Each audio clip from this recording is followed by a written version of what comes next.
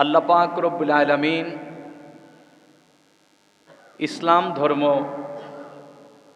নাজাত প্রাপ্ত আল্লাহর মনোনীত ধর্ম হিসেবে কবুল করে এই বান্দাবান্দীদের জন্য আল্লাহ পাক কিছু কাজ নির্ধারণ করে দিয়েছেন।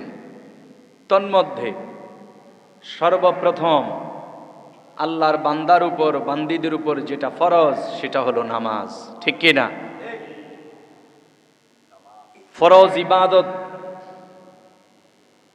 এই ফরজ ইবাদত আমরা যেমনি ভাবে করতে হবে ঠিক তদ্রূপ আবার সুন্নত আমাদেরকে পালন করতে হবে। এটার নামই হচ্ছে ইসলাম। আমরা কি করতে হবে, কিভাবে নিজের জীবনকে পরিচালনা করতে হবে, প্রত্যেকটা জিনিস আল্লাহর রসুল আমাদেরকে শিক্ষা দিয়েছেন। এজন্য আল্লাহ কোরআনে বলেছেন, লাকাদ কানা লাকুম ফি রাসূলিল্লাহি উসওয়াতুন হাসানাহ। আল্লাহ বলেন, তুমি যদি কাউকে মডেল হিসেবে গ্রহণ করতে হয়, কাউকে যদি আদর্শবান হিসেবে গ্রহণ করতে হয়, নিজের আইডল রূপে কাউকে যদি গ্রহণ করতে হয়, কাউকে যদি অনুকরণ করতে চাও, তবে আমি আল্লাহ পাক এক জাতে পাক দেখিয়ে দিচ্ছি, যেই জাতে পাককে অনুকরণ করলে ইহকালে শান্তি পাবে, কবরের আযাব থেকে মুক্তি পাবে, পরকালে জান্নাত পাবে। আল্লাহ বলেন, নিশ্চয়ই আমার রসুলে পাকের মধ্যেই রয়েছে তোমাদের জন্য উত্তম জীবন আদর্শ। সুতরাং আপনি যদি অনুসরণ করতে চান, আমার নবীজিকে অনুসরণ করেন। ফলো যদি করতে চান, আমার নবীজিকে ফলো করেন। যতক্ষণ না এই চিন্তা চেতনা মুসলিমদের ব্রেনে, বিবেকে না আসবে, ততক্ষণ পর্যন্ত মুসলিমরা সফল হবে না। আমরা যদি মনে করি না আমরা অমুক মনীষী আছে, অমুক ব্যক্তি আছে, অমুক ধর্মের অমুক মহাপণ্ডিত আছে, অমুক ধর্মের অমুক মহান ব্যক্তি আছে, তাকে ফলো করব, তার মানে বোঝা যায় আপনি আপনার রসুলের চেয়ে তাকে বেশি প্রাধান্য দিচ্ছেন। ওই যাকে ফলো করার কথা বলছেন তার মাঝে এমন কি গুণ আছে যেই গুণ আমার নবীর মাঝে নেই? বরং আল্লাহ বলেন, আমি আদম সফিউল্লাহকে একটা বৈশিষ্ট্য দিয়েছি, ঈসা নবীকে একটা গুণ দিয়েছি, মুসা নবীকে এক ধরনের গুণ দিয়েছি, ইব্রাহিম নবীকে এক ধরনের গুণ দিয়েছি, ইসমাইল নবীকে এক ধরনের গুণ দিয়েছি। আল্লাহ বলেন, 1,24,000 নবী রসুলগণকে এক একজনকে এক এক রকমের গুণাবলী আমি দান করেছি, কিন্তু সব নবী রসুলের গুণ একত্রিত করলে যা হবে, আমার নবী মুস্তাফাকে আমি তা দান করেছি। সুতরাং আপনি কাকে ফলো করছেন? আপনি অমুক মনীষীকে ফলো করেন, অমুকের উক্তি আপনি পেশ করেন, অথচ আমার নবীর হাজার উক্তি রয়েছে হাদিসে মোবারকায়। আপনি শুধু মুসলিম জাতি নয়, পৃথিবীর যে কোনো কেউ, সামাজিক জীবন বলেন, ধর্মীয় জীবন বলেন, রাষ্ট্রীয় জীবন বলেন, পারিবারিক জীবন বলেন, সুন্দরভাবে পরিচালনা কিভাবে করতে হবে এই শিক্ষাও আমার রসুলে পাক মানব জাতিকে দিয়েছেন। ঠিক কিনা বলেন? আমরা কিভাবে কাজ করব সেই শিক্ষাটাও আমার নবী দিয়েছেন। আমার নবীজি বলেছেন, প্রত্যেক কাজে তুমি বিসমিল্লাহ বলে শুরু করো। প্রতিটা কাজে আমরা শুরু করব কি দিয়ে? বিসমিল্লাহির রহমানির রহিম। বিসমিল্লাহির রহমানির রহিম দিয়ে শুরু করতে হবে প্রতিটি কাজ, প্রতিটি কাজ। তবে এই ক্ষেত্রে খেয়াল রাখতে হবে, প্রতিটি কাজ বলতে গেলে প্রতিটি জায়েজ কাজ। প্রতিটি কি কাজ? আপনি নারিকেল গাছে উঠছেন, রাত 3টা বাজে নারিকেল চুরি করবেন, এখন আপনি বিসমিল্লাহ কইয়া গাছে উঠবেন? হবে? হবে না তো হবে না, বরং আরো ফতুয়া আপনার উপরে পড়ে যাবে। কি ফতুয়া? অনইসলামিক কাজ, যে কাজ করলে আল্লাহ রসুল অসন্তুষ্ট হন, নারাজ হন, ওই ধরনের কাজ বিসমিল্লাহ দ্বারা যদি শুরু করা হয় তবে তার ঈমান চলে যায়। কি চলে যায়? এ কারণে সাবধান। অনেকে তো মালিকের হাতে যেন ধরা না খায় বিসমিল্লাহ কয়ে চুরি করে, করে না? কয় বিসমিল্লাহ। সুতরাং চুরি করা এমনি এক গুনাহ, কবিরা গুনাহ। বিসমিল্লাহ বলে তো শুধু গুনাহ না, ঈমানটাই শেষ করে দিলে। সুতরাং আমাদেরকে ইসলাম সম্পর্কে জানতে হবে। ইসলাম সম্পর্কে আমাদেরকে জানতে হবে আমাদের জীবন পরিচালনার ক্ষেত্রে কোন কোন কাজ করলে আল্লাহ রসুল সন্তুষ্ট হন, কোন কোন কাজ করলে অসন্তুষ্ট হন, এবং কি কি কাজ করলে কি কথা বললে ঈমান চলে যায়, এগুলো আমাদের উপর শিক্ষা করা ফরজ। এগুলো আমাদের উপর শিক্ষা করা ফরজ। আমরা জীবন পরিচালনার ক্ষেত্রে কত কি শিখি, কত কি শিখার প্রচেষ্টা আমাদের, কিন্তু কবরে সুখে থাকার জন্য কি শিখলাম এই জীবনে? পরকালে জাহান্নামের ভয়াবহ আযাব গজব থেকে মুক্তি পাওয়ার জন্য কি শিখলাম এই জীবনে, কি জানলাম এই জীবনে? অথচ আমি আমার পরিচয় দেই আমি মুসলিম, শ্রেষ্ঠ নবীর শ্রেষ্ঠ উম্মত। ঠিক কিনা বলেন? তো আমাদের কর্মও তো শ্রেষ্ঠ হতে হবে। আল্লাহ রসুল বলেছেন প্রতিটি কাজ বিসমিল্লাহ দিয়ে শুরু করতে হবে, কারণ আমার আল্লাহ পাকও কোরআনুল কারীম শুরু করেছেন বিসমিল্লাহ দিয়ে। বলেন সুবহানাল্লাহ। বিসমিল্লাহির রহমানির রহিম। কোরআন শরীফ খুলবেন, খোলার শুরুতে বিসমিল্লাহ পড়তে হয় কি না? বিসমিল্লাহ বলে শুরু করতে হয়। এই বিসমিল্লাহির রহমানির রহিমের এত মাহাত্ম্য, এত ফজিলত। আপনি যদি বিসমিল্লাহ বলে যে কোনো ভালো কাজ শুরু করেন তবে ওই কাজে রহমত হয়, বরকত হয়। আর যদি বিসমিল্লাহ ছাড়া কাজ শুরু করেন, আমার নবী বলেন কুল্লু আমরিন যিবালিন লাম ইউবদা বিসমিল্লাহ ফাহু আবতার। আমার নবী বলেন বিসমিল্লাহ ছাড়া যদি কোনো কাজ শুরু করা হয় সেই কাজটা অসম্পূর্ণ থাকে। কি থাকে? অসম্পূর্ণ, লেজ কাটা। সেই কাজটা স্বয়ং সম্পূর্ণ হবে না, সুন্দর সুষ্ঠুভাবে সম্পন্ন করতে পারবেন না যদি বিসমিল্লাহ দ্বারা কাজটা শুরু না করেন। যার কারণে প্রতিটি কাজে আমাদেরকে বিসমিল্লাহ বলে শুরু করতে হবে। কোরআন শরীফের শুরুতে বিসমিল্লাহির রহমানির রহিম। তো বিসমিল্লাহর প্রথম হারফটা হলো বা, প্রথম অক্ষরটা কি? বা। আর শেষ অক্ষর হলো সিন। সূরা নাসের, সূরা নাস কোরআন শরীফের শেষ সূরা, সিন। তো আল্লাহ পাক বা দিয়ে শুরু করলেন, সিন দিয়ে শেষ করলেন কেন? বা আর সিন, মুহাদ্দিসিনে কেরাম, মুফাসসিরিনে কেরাম উল্লেখ করেছেন যে বা আর সিন মিলে হয় বাস। বাস মানে যথেষ্ট। অর্থাৎ কোরআন বা দিয়ে শুরু, সিন দিয়ে শেষ। বাস মানে হলো কেউ যদি রহমত, বরকত, নেয়ামত পেতে চায়, পূর্ণাঙ্গ ইহকালে শান্তি, পরকালে মুক্তি পেতে চায়, এই কোরআনকে ফলো করলে, কোরআন অনুকরণ করলে তার মুক্তির জন্য এই কোরআনুল কারীমই যথেষ্ট হয়ে যাবে। হযরত সাইয়েদনা ফারুক আজম রাদিয়াল্লাহু তাআলা আনহুর জামানায় রোমের সম্রাট কায়সার, সে যখন মুসলমান হলো, সে চিঠি লিখলো হযরত ফারুক আজমের কাছে, ওগো মোর ফারুক, কোরআন সুন্নায়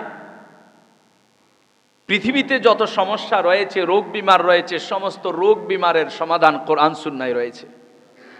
ওগো ফারুক আজম, আমার প্রচন্ড মাথা ব্যথা, আমার মাথা ব্যথা কখনোই ভালো হয় না, কত চিকিৎসা করি ভালো হয় না, কত ডাক্তার দেখিয়েছি ভালো হয় না, আপনি মেহেরবান করে আমার এটার একটা ফয়সালা করুন। তখন ফারুক আজম একটা কাগজে কি লিখে তাবিজ বানিয়ে টুপির ভিতরে সেলাই করে টুপিটা ওনার জন্য পাঠিয়ে দিলেন। কায়সার প্রচন্ড মাথা ব্যথা, যখন টুপিটা মাথায় দিলেন, মাথায় দেওয়ার সাথে সাথে মাথা ব্যথা ভালো হয়ে গেছে। কিন্তু আশ্চর্যের বিষয়, টুপিটা যখন খুলেন আবার মাথা ব্যথা শুরু হয়ে যায়। টুপিটা মাথায় দিলে মাথা ব্যথা ভালো, টুপিটা মাথা থেকে খুললেই মাথা ব্যথা ভালো হয়ে শুরু হয়ে যায়।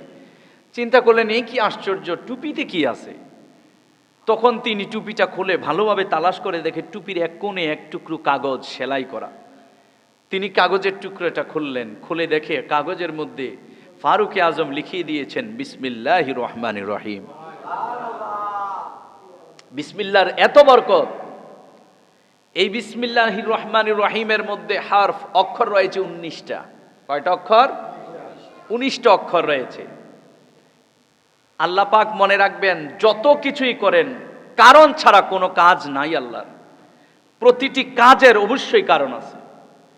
কালেমে তৈয়বা লা ইলাহা ইল্লাল্লাহু মুহাম্মাদুর সাল্লাল্লাহু আলাইহি ওয়াসাল্লাম, এখানে 24টা হরফ। কেন 24টা হরফ? কারণ আছে কি নাই? এটার বিশ্লেষণ করতে গেলে আবার অনেক সময় লাগবে, আরেকদিন ইনশাআল্লাহ। এরপরে লা ইলাহা ইল্লাল্লাহতে 12টা, আবার মুহাম্মাদুর রাসূলুল্লাহতেও 12টা। লা ইলাহা ইল্লাল্লাহতেও কোনো নোক্তা নাই, মুহাম্মাদুর রাসূলুল্লাহতেও কোনো নোক্তা নাই। কারণ আছে কি নাই? অবশ্যই কারণ আছে। তো প্রত্যেকটা কাজ কারণ ছাড়া হয় না আমার আল্লাহর। তো এখন বিসমিল্লাহির রহমানির রহিম 19 হরফ কেন আল্লাহ দিলেন? আল্লাহ তো তার চেয়ে কমাইতেও পারতেন, বাড়াইতেও পারতেন, ঠিক কি না? বিসমিল্লাহির রহমান আর রহিম, এখানে আল্লাহর কয়টা নাম আছে?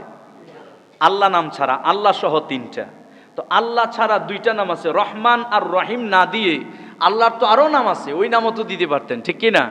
কিন্তু রহমান রহিম দিয়ে আল্লাহ 19 হরফ কেন দিলেন বিসমিল্লাতে? মুহাদ্দিসিনে কেরাম বলছেন যে দেওয়ার কারণ হলো জাহান্নামের আযাবের ফেরেশতা হলো 19 জন। আযাবের ফেরেশতা কয়জন? কেউ যদি সকালে 19 বার আর সন্ধ্যায় 19 বার বিসমিল্লাহির রহমানির রহিমের ওজিফা করে মৃত্যু পর্যন্ত, আমার আল্লাহ পাক তাকে ওই জাহান্নামের 19 জন আযাব গজবের ফেরেশতা থেকে হেফাজত করে জান্নাত দান করে দিবে। আরেকটা তাফসীর, দিন রাত 24 ঘন্টা। কত ঘন্টা? 24 ঘন্টার মধ্যে নামাজ 5 ওয়াক্ত। 24 থেকে যদি 5 বাদ দেন থাকে কত? 19। 24 থেকে 5 বাদ দিলে 19। কেউ যদি এই বিসমিল্লাহ শরীফ দিনে কমপক্ষে 19 বার আদায় করে 5 ওয়াক্ত নামাজ পড়লো, এই হিসেবে 5 ঘন্টা মাইনাস, আর 19 বার বিসমিল্লাহির রহমানির রহিমের ওজিফা করলে এই 19 আর 5 24, গোটা 24 ঘন্টা ইবাদত করলে যেই সওয়াব, আল্লাহ পাক তাকে সেই সওয়াব দান করে দিবে। এত ফজিলত বিসমিল্লাহির রহমানির রহিমের। লাউলা তাসমিয়া লাহালাকাল বারিয়া। আমার নবীজি বলেন, যদি বিসমিল্লাহ না হতো, বিসমিল্লাহ যদি না থাকতো, তবে আল্লাহর এই জগৎকে আল্লাহ ধ্বংস করে দিতেন। আল্লাহর জগৎকে আল্লাহ ধ্বংস করে দিতেন। বিসমিল্লাহর এত ফজিলত, এবং এই বিসমিল্লাহর বরকত যে এত বেশি, এত বেশি, জগৎ বিখ্যাত একজন আল্লাহর ওলির জীবনীর দিকে তাকাইলে আমরা দেখতে পাই, যার নাম হচ্ছে হযরত বিশর হাফি। ওনার নাম হযরত বিশর, আপনারা নাম শুনছেন? বিশর হাফি বিশ্ববিখ্যাত আল্লাহর ওলি, বিশর হাফি রহমাতুল্লাহি আলাইহি। তবে তিনি যে আল্লাহর জগতের এত বড় ওলি, আজ থেকে কমপক্ষে 1000 বছর আগে যিনি পৃথিবীতে ছিলেন, আজও ওনার নাম আছে। কিন্তু আমার দাদা মরে গেছে, দাদার নাম নাই, দাদার বাপের কবরেরও খবর নাই, ঠিক কিনা বলেন? আমাদের অনেকের তো বাবার কবরেরও চিহ্ন নাই।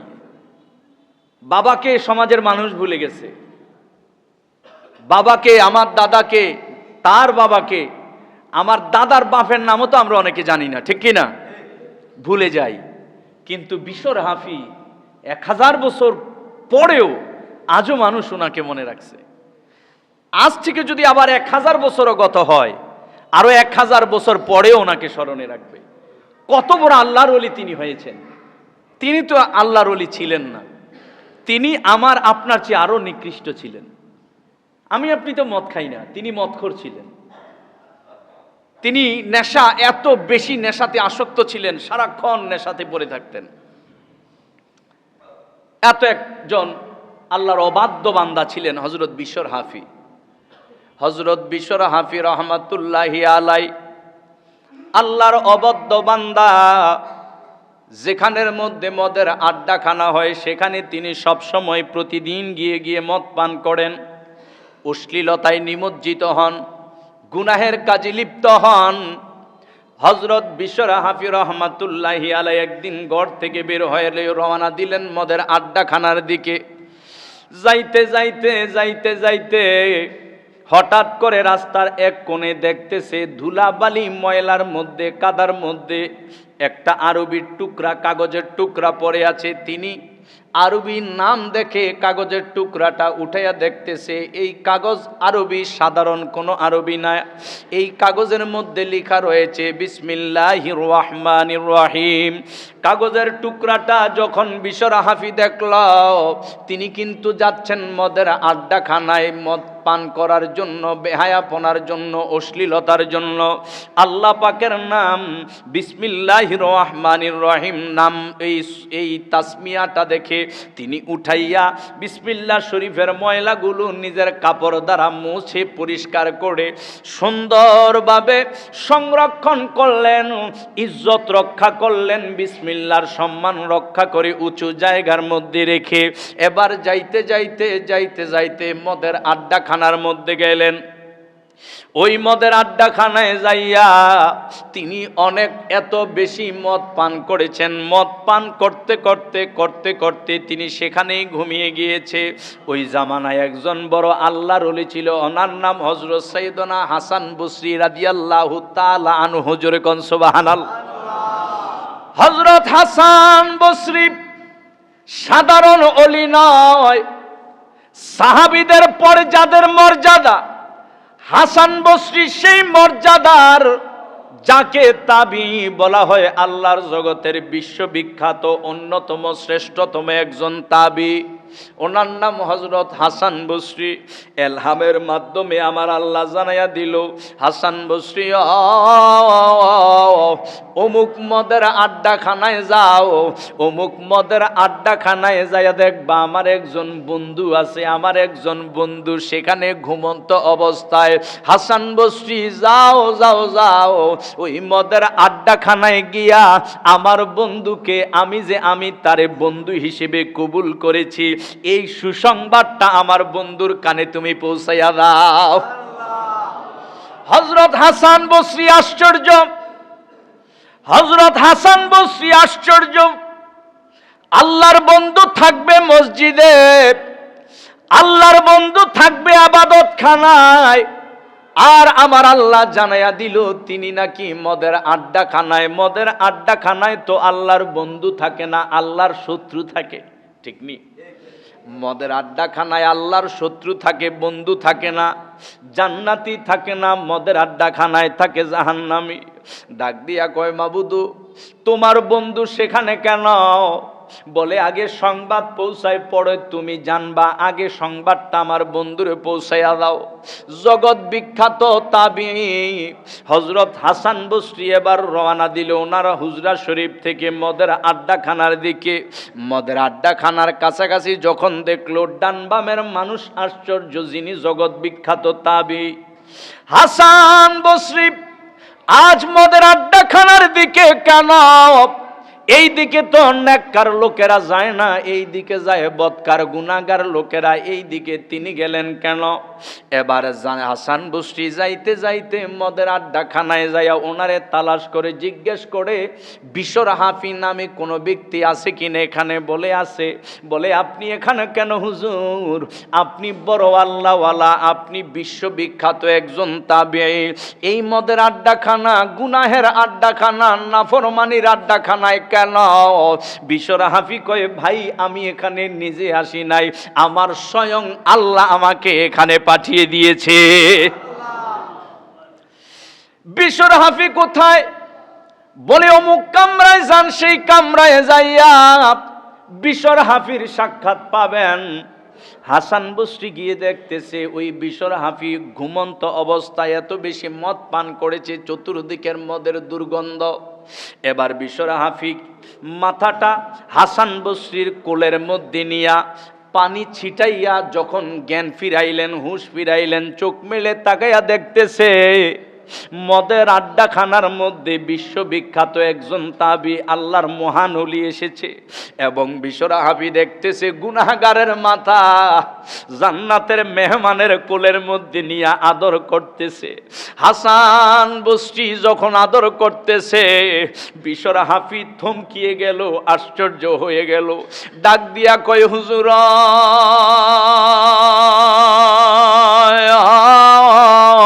আমি একজন গুনাহগার বদকার আল্লাহর নাফরমান বান্দা, আমি এখানে মদ পান করতে করতে অজ্ঞান হয়ে গেলাম, আপনি এখানে কেন আসলেন? শুধু আসলেন নয়, আমার মাথা আপনার কোলের মধ্যে নিয়ে আমারে আদর করতেছেন, কারণটা কি?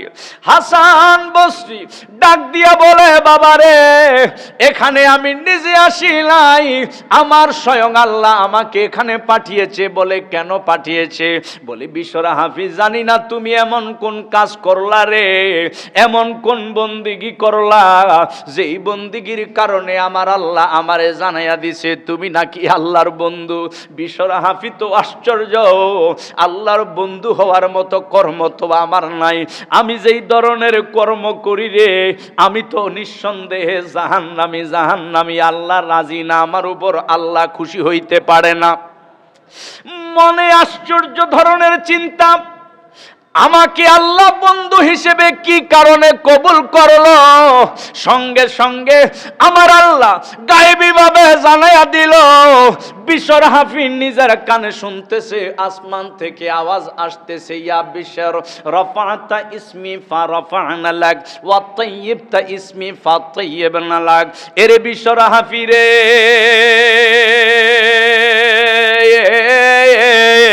ও বিশ্বরাহাবি শোনো শোনো শোনো, এই মদের আড্ডাখানায় তুমি যখন রওনা দিয়েছ তখনও তোমার নামটা জাহান্নামীদের খাতায়, তোমার নাম জান্নাতীর খাতায় নাই।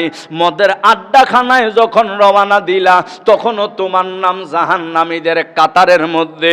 এরে বিশ্বরাহাবি রে, রওনা দেওয়ার সময় যখন রাস্তার মধ্যখানে আসলা, ওই ময়লাযুক্ত বিসমিল্লাহির রহমানির রহিমের কাগজের টুকরা হাতের মধ্যে নিয়া যখন তুমি আমি আল্লাহ পাক রব্বুল আলামিনের নাম মোবারক বিসমিল্লাহির রহমানির রহিমের ময়লা যখন তুমি পরিষ্কার করলা, ওই কাগজের ময়লা পরিষ্কার করার সাথে সাথে আমি আল্লাহ তোমার গোটা জিন্দেগির গুনার ময়লা পরিষ্কার করে দিয়েছি।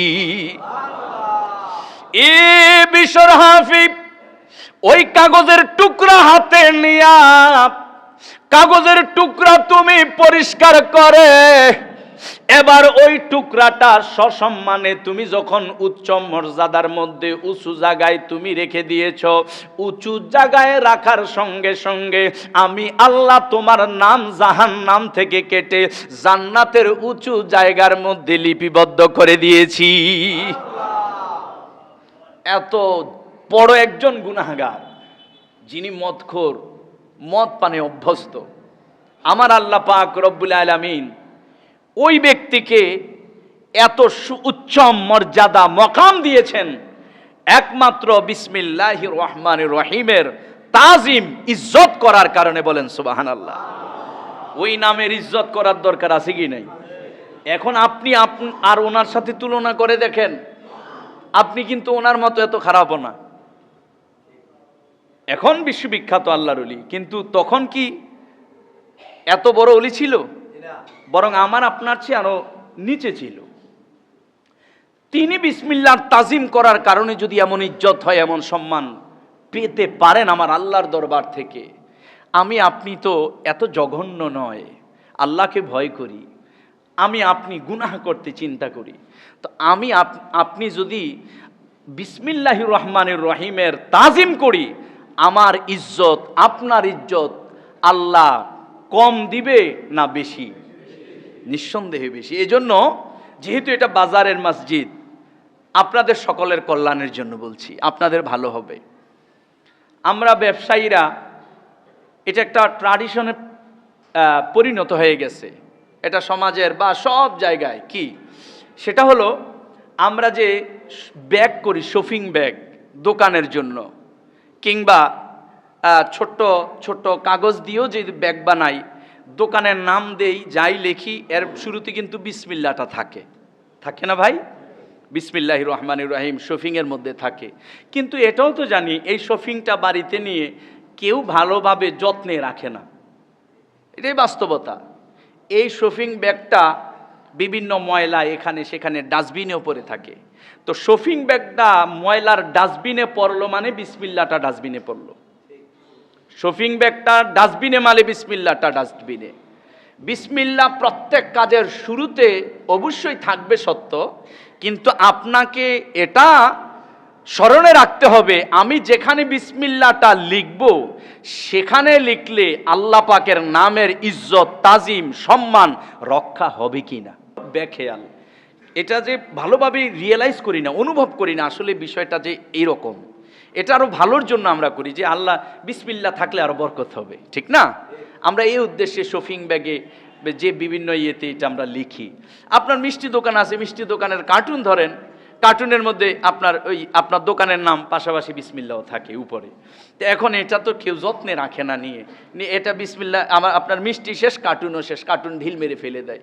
তো এখন এটা যে অনেকে পাড়া দিল, এটা রাস্তাঘাটে এখানে সেখানে ফেলে দিল, এটা তো মানুষের পায়ের তলায়, জুতার তলায় আল্লাহর নাম জুতার তলায় বিসমিল্লাহির রহমানির রহিম জুতা দিয়ে পাড়াচ্ছে, এটা ডাস্টবিনের মধ্যে পড়ছে। তো এই বিষয়গুলো আমরা খেয়াল করি না। এই জন্য আমি বললাম যে এখানে আমরা প্রায় ব্যবসায়ী, তো আমরা ভবিষ্যতে আমরা এই ধরনের ব্যাগ করতে অবশ্যই সতর্কতা অবলম্বন করাটা জরুরি, করলে ভালো হবে। আমি খতিব হিসেবে যতটুকু বলা আমি প্রয়োজন মনে করি এবং করব প্রয়োজন মনে করা আপনার আমার মুক্তির জন্য, আমি ততটুকু বলবো। এবার বাকিটা আপনার ইচ্ছা। আপনার যদি ভালো লাগে আপনি করবেন, আর যদি মনে করেন না হুজুর ভুল বলছে, আমার ভুলটা ভাঙাইয়া দিবেন। আমি যদি ভুল বলে থাকি, আপনার যদি ভুল হয়, আমার কি ভাই ভুল হতে পারে না? স্বাভাবিক, হতেই পারে। তো আপনি তো আমার মুসলিম ভাই, আমার মুসলমান ভাই হিসেবে আপনার দায়িত্বটা কি? আমার ভাইয়ের ভুলটা ভাঙিয়ে দেওয়া, ঠিক কিনা বলেন? ভাই হিসেবে ভাইয়ের দায়িত্ব ভুল ভাঙিয়ে দেওয়া।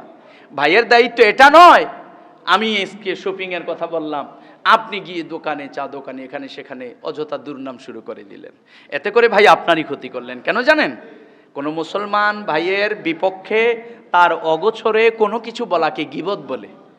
অগোচরে কোনো কিছু বলাকে কি বলে? গীবত বলে। আর গীবত, আল গীবাতু আসাদ্দু মিনাল জেনা। একজন জেনাখোর, বখাটে, খারাপ ছেলে জেনা করে যে গুনাহ করে না, আপনি গীবত করে তার চেয়ে বেশি গুনাহ করেছেন, শক্ত গুনাহ করেছেন। সুতরাং আমরা মুসলমান, আমরা আমার নবী কিভাবে চলতে হবে শিক্ষা দিয়েছেন আমাদেরকে। আমি ভুল করব, আমার ভাইয়েরা শুধরিয়ে দিবেন, আমার ভাইয়েরা ভুল করবে, আমি শুধরিয়ে দেব, ঠিক কিনা বলেন? এটার নাম ইসলাম। এত সুন্দর ইসলাম। এজন্য তো ইসলামের প্রতি মানুষ ধাবিত হয়। ভিন্ন ধর্মের মানুষরা কেন মুসলিম হয়? শুধু এই কার্যকলাপগুলো দেখে। প্রিয় ভাইয়েরা, বিসমিল্লাহির রহমানির রহিমের এত ফজিলত।